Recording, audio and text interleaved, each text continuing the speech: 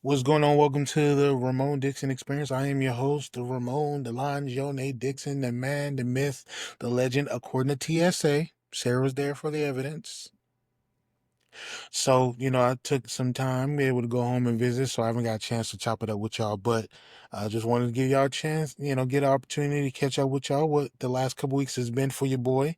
I went home to Madison to visit and went to my 20th high school reunion. I was able to hang out with my sister in Chicago, who lives downtown Chicago. A lot of dogs, a lot of people, and just kind of give you a nice perspective at the end when it comes to it's never that super Ramon. So let's cue the music. If you need help, please press 1.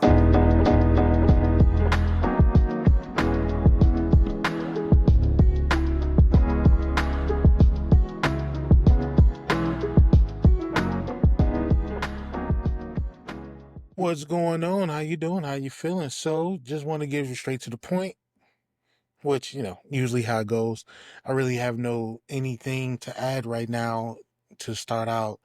So, just let y'all know, I had my 20th high school reunion and it was great. It was great to go to Madison and see people, loved ones, friends, see TJ, Jose. There's some people who I didn't get a chance to see, but I was just so in the zone on the mission to hang out and be there and get ready for that day. Cause, it's been a last couple months has been so busy that was kind of like the final boss is going up there for my reunion and seeing people.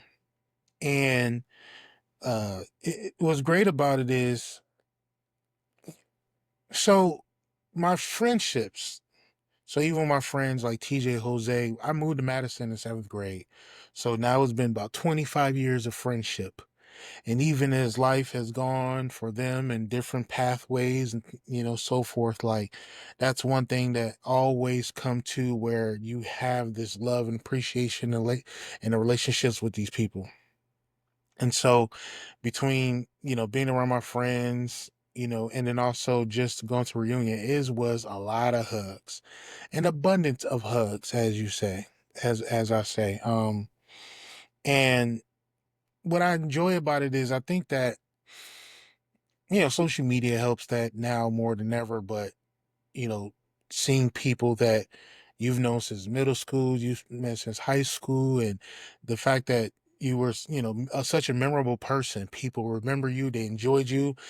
People who, just like seeing you. They like being in your presence, and I think the the hugs, the type of, you know, the smiles when you see me, like, is that Ramon, and things like that, just being there. And most of them know I live in Texas, so it was great. It started out the day early at a park, and you have people, because a lot of people have their families and have their kids, so I was able to hang out, bring their kids out and so forth. And so we went out there earlier in the day at the park, pizza, hang out a little bit and just kind of warm up and see all these people with something, over the last 20 years for a lot of people, careers, you have marriages, you have people who are used to be married, like real life stuff. And that all kind of shows when you pull up to the park earlier in the day. And then after that, what we did was, so Jose, Sarah and I, and so we went up to, we went up there, but after that, we went back on the other side of town to hang out with TJ. And, they was hanging out, and, uh, his significant other, she made some pho. Also, she made some spaghetti and some catfish, which was fire. Everything was so good and hung out. And, we wanted to, kind of drink a little bit, but we wanted to make sure we also go to the thing later in the afternoon, which we did show up. Not fashionably late, but later than we wanted to. But hey, we was taking our time, hanging out, having a good time. And so by the time we got to State Street, we went with the State Street Brats, and they had a room upstairs for everybody to hang out at. And it was great seeing people who was able to make it earlier in the day and just talking to them. And there were people in certain faces like, oh, you look forward to seeing. And, there's some people who was able to make it. Hopefully we cross paths soon, or, um, just hit the inbox like, hey, how you doing? But overall, it was really refreshing for me. Um, And what's interesting, talking to people, people have so much going on, so much, so many moving parts in their lives, and me bringing Sarah around to meet people, see people, and it is a little different because there's not a lot of me. You know, you have a school which is a majority white school, and some of the kids who grew up with families that were doing pretty well for themselves. And for me, that just never stopped me from being who I am and being cool with everyone. Like, when even if you have somebody who was considered as, that wasn't as popular, or wasn't, they wasn't as known as a person that will always socialize with everyone. The fact that, they'll still see me, and, I mentioned before, they always said I show them love or just hang out with them, talk to them. So that was great, man. That was dope.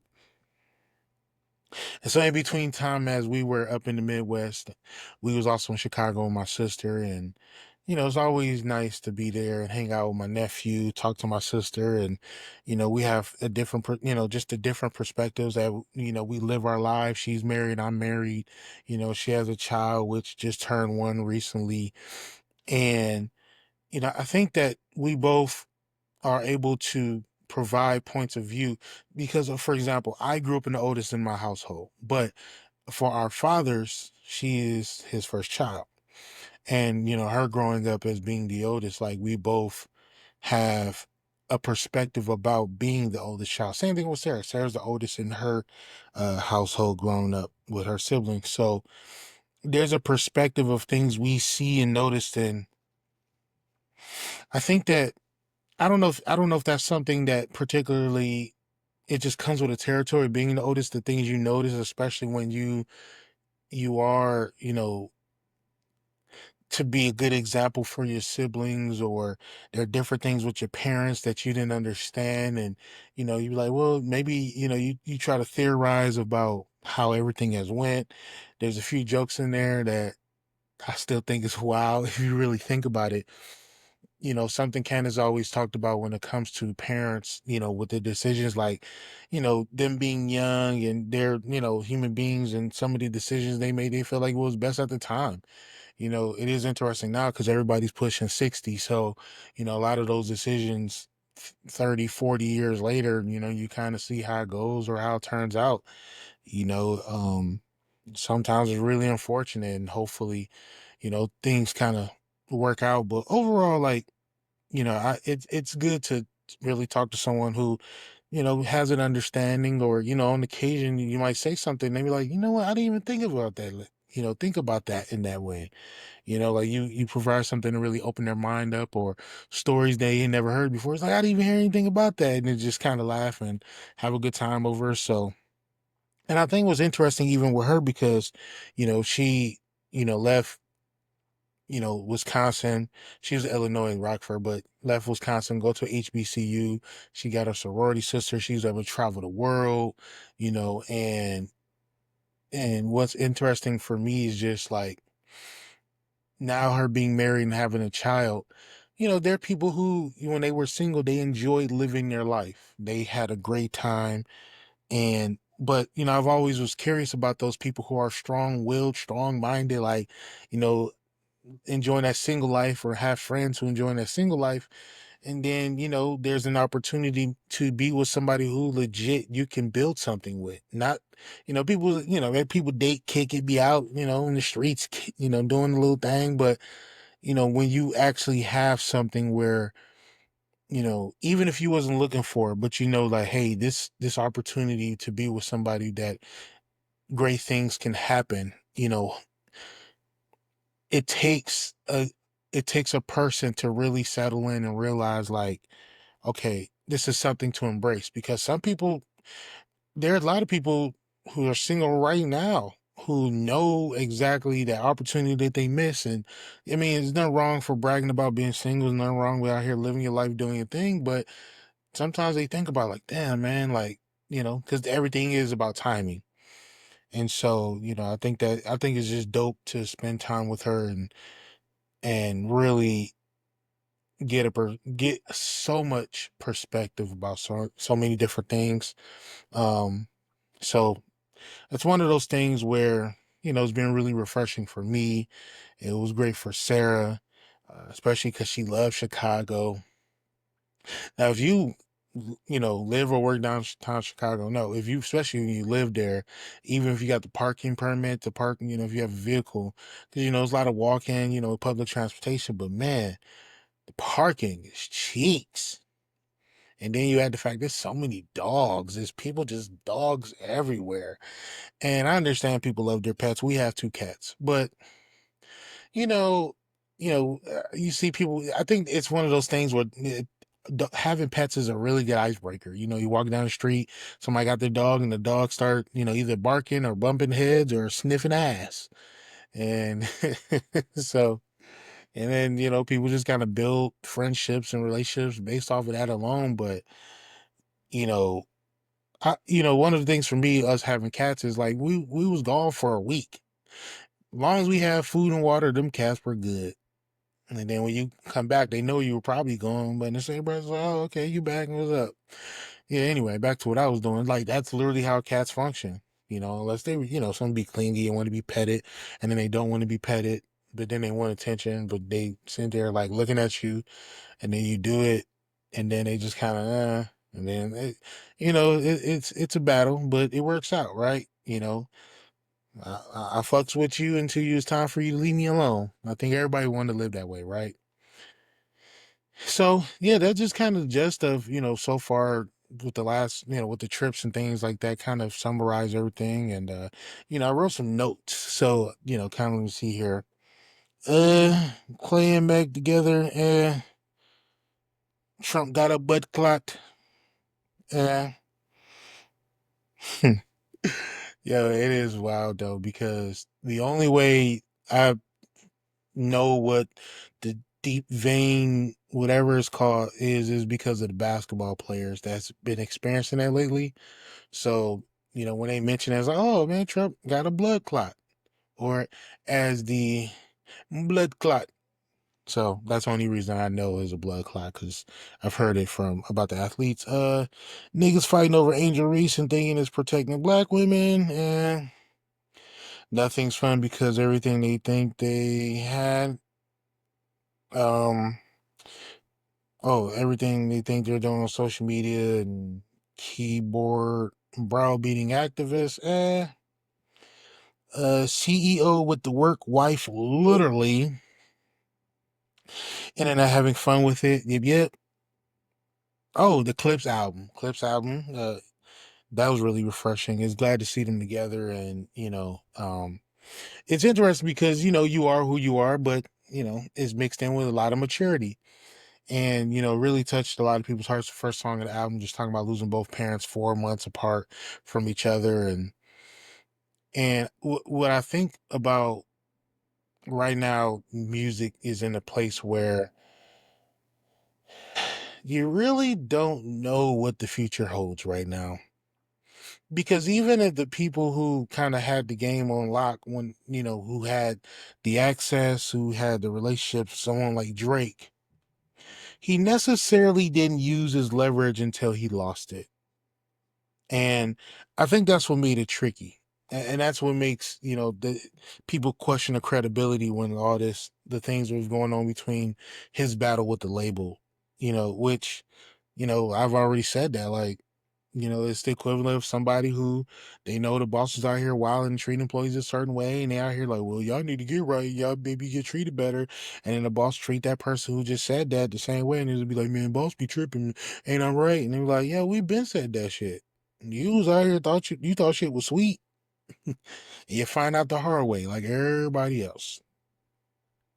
But yeah, that clip sounds refreshing, and I think for me, just seeing Pusha T be around his older brother, just you know for me, having my little brothers, having my siblings, like the comfortability, they feel better. They feel it's a lot more joyful. They feel at least protected. And, you know, it's one of those things where like I understand it. Like when you see Pusha just with it with Malice, it's like, Pusha's already holding his own, doing his thing, but having his brother back, it's like it felt complete. The way they sound, the way he talked, just especially, I can imagine after the death of their parents. That was one of those things where they was already close, but really leaning on each other mentally and emotionally. And even just being back in the industry, doing, this album rollout, creating the music, the relationships they're building. Like, he's there now. He's back once again. And it seems like, his adventure in this process, he's had a lot of clarity going through all that to feel comfortable to be back where he is now. So, I want to give you It's Never That Simple with Ramon moment. And I had wrote this down just because I wanted to kind of really get perspective about my view on this. And I wanted to go back into talking about when me being in Madison and going to school there is one of the little things that is by, I understand the point of view, but you know, being around those people now that I've known since middle school. And after I graduated high school, I used to be so hard on myself, especially the first 10 years, you know. So 10 years ago, I just met Sarah. We just started dating. I was out here sexy, flexy, but overall, just thinking about, what have I done? Like, I've done a lot of things, but I didn't think I have anything to show for, right? Especially because, when education is important or having a certain job or, talking about everything's going on. I mean, even now, like even though I'm great at what I do and I have a business about it, like he's just like, you wish you had more to talk about than just being a DJ. Because of the perception of DJs, even though I'm in the wedding and events industry, it's just one of those things compared to you don't want to compare it all. But sometimes you just see people like, hey man, this person really doing good in real estate. You know, people have kids and things like that, but I wouldn't want to trade my life for anyone because for anyone who's ever been around certain people, the more you learn about what shit people going through, you're like, man, that don't even sound like fun. That don't even sound like a vibe. I couldn't. That shit would bring out the worst in me. So, you know, it's interesting because even when 15 years ago, before I moved to Texas, my mom was like, hey, you ever thought about coming down to Houston? I visited a couple times. I didn't really care for it, but the circumstances was so dire that it was like, you know what, just make the drastic change and go all the way down to Texas. But I do wonder is like, what if I just went to Madison, right? I have a lot of friendships, relationships with people, a lot of resources, part of the man scholar, work with them, maybe work at my school, be more involved in like the sports aspect of it, just starting from the bottom when it comes to being on somebody's coaching staff, right? It was just different things that probably been different, especially because over the years you learn about is more about who you know. You can work as hard as possible, but the opportunities matter about who you know, and somebody be like, hey, I think I know someone you can really talk to. And I really did start from scratch in Houston, because when I got down there, just my mom and I, and she was working, and I'd be for the first 3 months I was there, me searching job. I started working, a job that will transfer from Milwaukee down to Houston, but it didn't work out at all. So just really embracing being down there, and yeah. And so the thing about it, especially because I was thinking about, all right, so me moving to Houston, but I was thinking about another major move that I made, but when I was younger. So seventh grade, our family moved to Madison. And, me being in Madison and doing all these different things like shot put, I was really good at basketball. Like, I'm big enough for everybody wanting me to play football. There's a lot of potential. And whatever I was going to do is going to be outstanding. Same thing with theater. And, you know, a lot of people show me love. There's a lot of promise when you see a young man that just have this, this presence and this smile and this laughter and joy, which was me. And, people just want the best for you. And the best part about me living in Madison is I wasn't in survivor mode anymore. I actually enjoyed being a teenager. And what's interesting is like I still love doing the sports. I still love just being competitive and being great at those things. But it hit a little different when, you know, you don't really think about it, when you're a kid, but you become relaxed. You become more chill. Like, it's not like you don't want to work hard. You just want to enjoy life. And that's where I was after I moved to Madison. I didn't have to live life where I was always keeping my head on the swivel.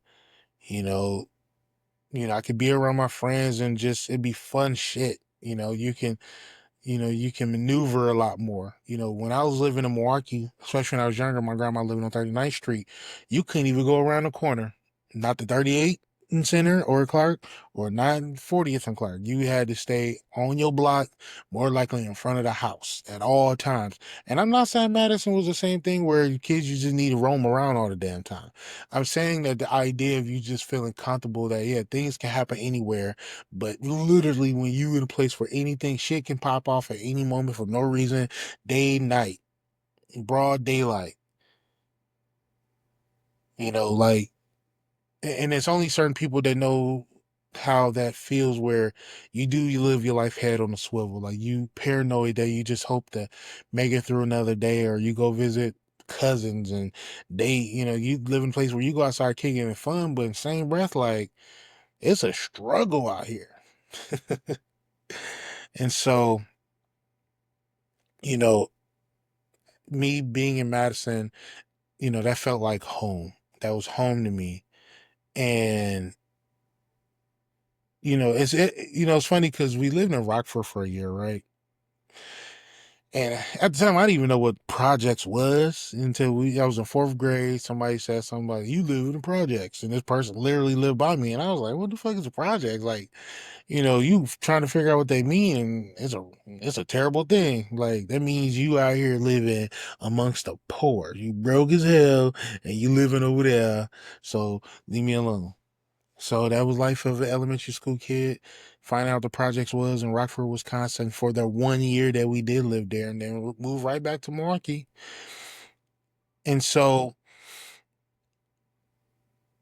what's interesting about with my class, is majority white, the school majority white. You have different people, especially Madison Memorial. You have Middleton, then you have West, East, La Follette, and then might as well throw Verona in there. But you'll have, especially maybe West might be viewed a little differently than Madison Memorial at the time. There's been a name change, but and I think now more than ever, people talk about being black, being in a school that's not always, it's not always what people want. Would you put this young black child around all these people that are not black, right? And especially now more than ever people are conscious, about so much, but the main mission, I think, sometimes is to find a place that the person can mentally and emotionally thrive, at least when it comes to proximity. Now, don't get me wrong.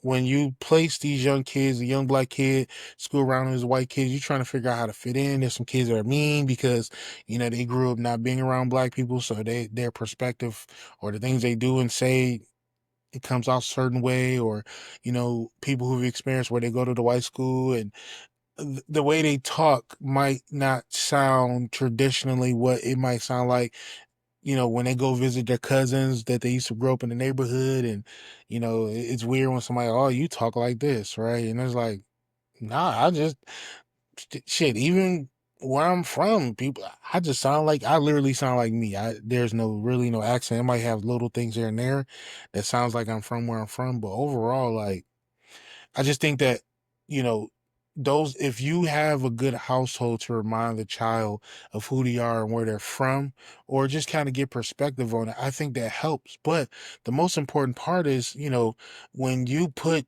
a child in survivor mode, I don't think you should expect that child to thrive comfortably when they become an adult, and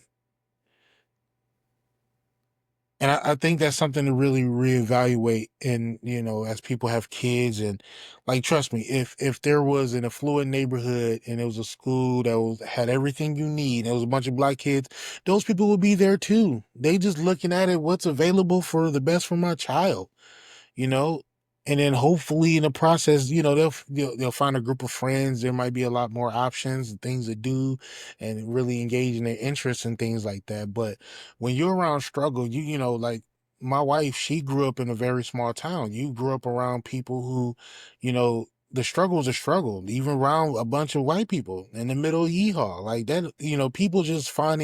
People are searching for the opportunity for, you know something good, something that it feels like something great things can happen. And yes, you'll find those hidden gems and the people who, stuck around, where they are and, done well.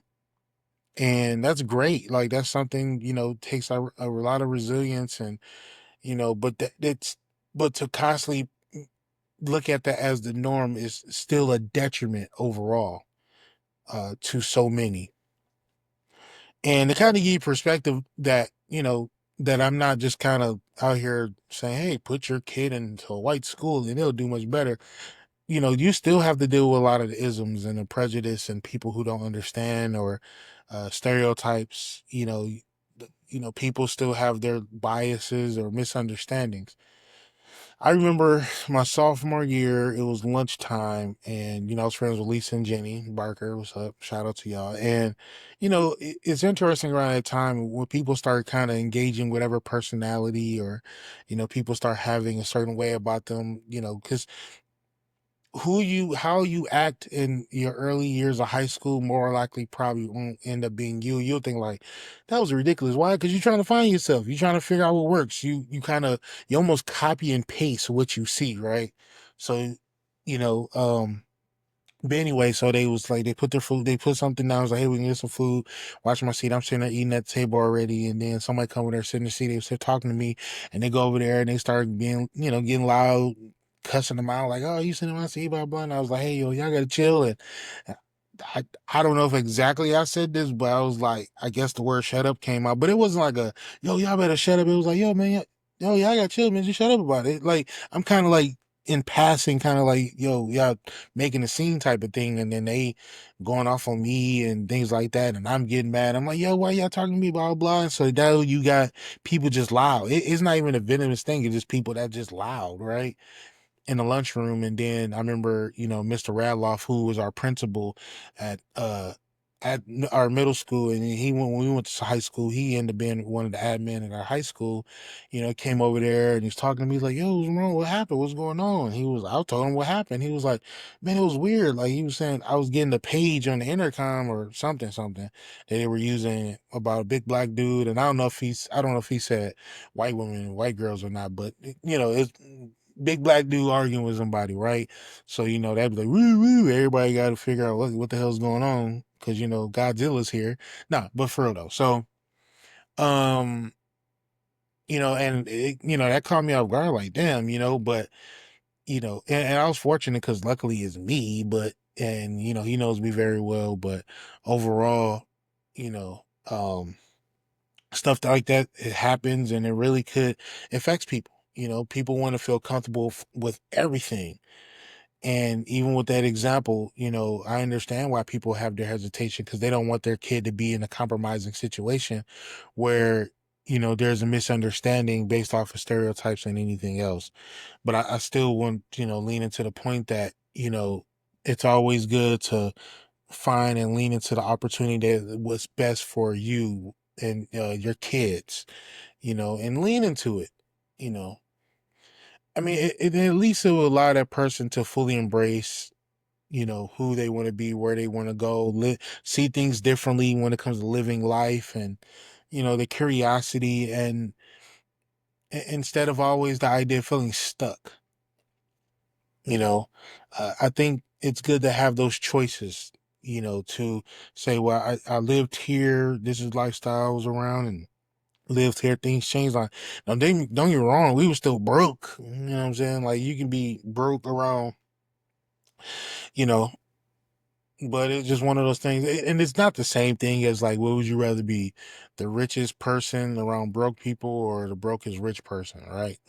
But overall, you're just thinking about, the opportunities and proximity that's important. So, overall, it's refreshing to go home and I really reflect on my time and what that place meant to me, and being around these people who show me love, which I'm glad. I'm proud of myself, but I'm proud of everyone else. And so for every others that was able to make it and things like that, I hope to see y'all or talk to y'all soon at least, or see you on social media, see how it's going, because I genuinely give a fuck about people like that. Like, they cool as hell. And yeah.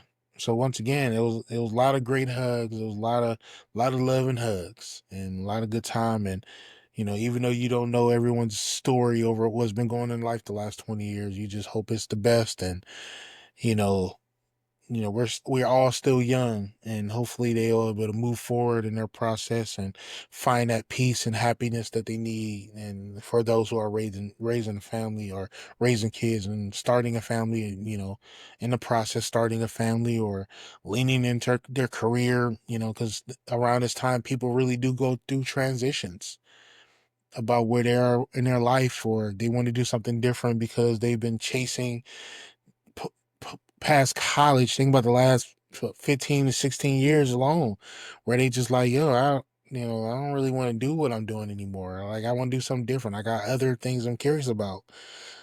So yeah,